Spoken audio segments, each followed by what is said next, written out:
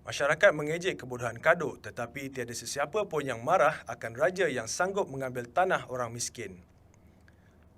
Setelah tanahnya diambil, Kadok, isteri dan anaknya menumpang di atas tanah milik mereka sendiri. Setelah anak lelakinya dewasa dan berumah tangga, Kadok mempunyai seorang cucu lelaki.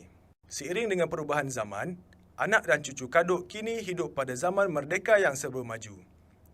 Kadok menamakan anaknya Hasan. Hasan pula menamakan anaknya Hakim. Nama-nama yang diberikan itu membawa pengertian yang baik dan menunjukkan kemajuan dalam kehidupan keluarga mereka. Hakim merupakan cucu Kadok yang terpelajar.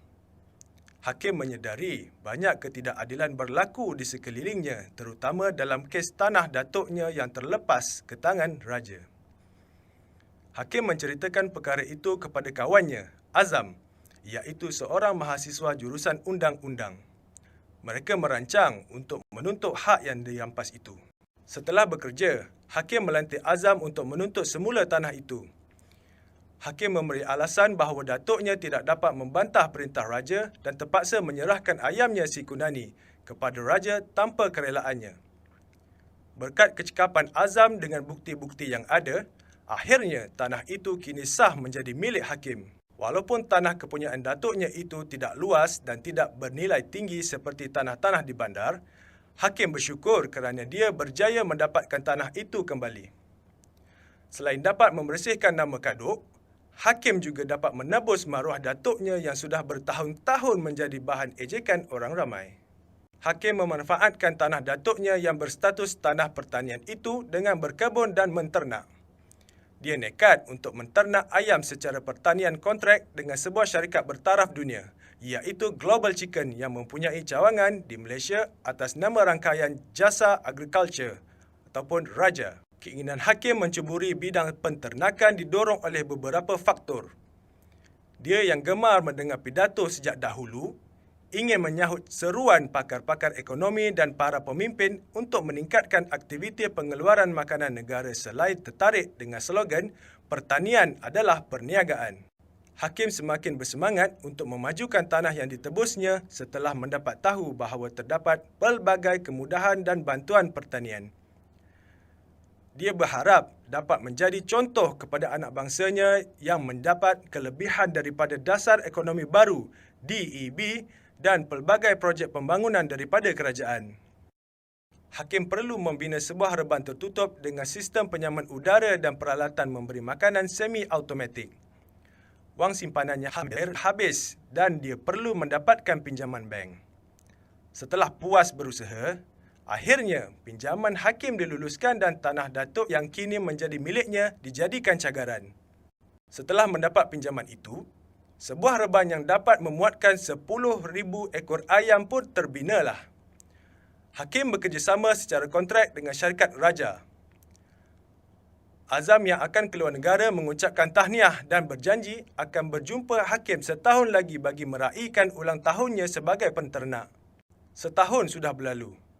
Azam pun pulang ke tanah air lalu menemui Hakim. Setelah saling bertanya khabar, mereka berdua pun duduk di pondok rehat Hakim yang menghadap reban ayamnya.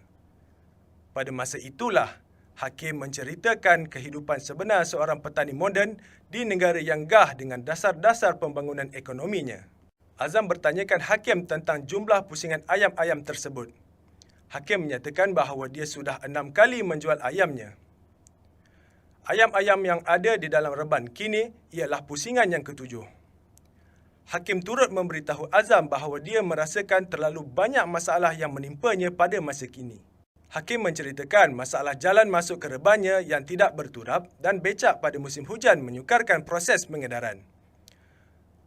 Permohonan untuk membaiki jalan telah dilakukan tetapi tidak berjaya. Dia juga dikutuk oleh penduduk kampung kerana lori-lori ayamnya telah menambahkan kerosakan jalan di situ. Hakim bersyukur kerana jualan ayam-ayamnya itu masih mendatangkan hasil. Dia masih mampu untuk melunaskan hutang bank dan syarikat raja. Hakim menunjukkan salah satu penyata daripada syarikat raja. Dengan hasil itu jugalah dia membayar upah pekerja, bil air dan elektrik serta kos penyelenggaraan yang lain. Hakim memberitahu Azam bahawa dia telah tersilap membuat pilihan. Dia fikir dengan memilih ternakan kontrak, penternak dan syarikat payung akan sama-sama menikmati keuntungan.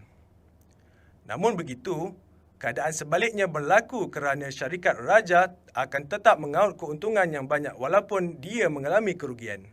Hakim memberitahu Azam bahawa kini dia telah menyedari tujuan sebenar syarikat raja adalah untuk memasarkan makanan dan ubat-ubatan mereka. Dia juga tidak mempunyai hak untuk menentukan harga dedak dan ubat-ubatan yang dihantar kepadanya.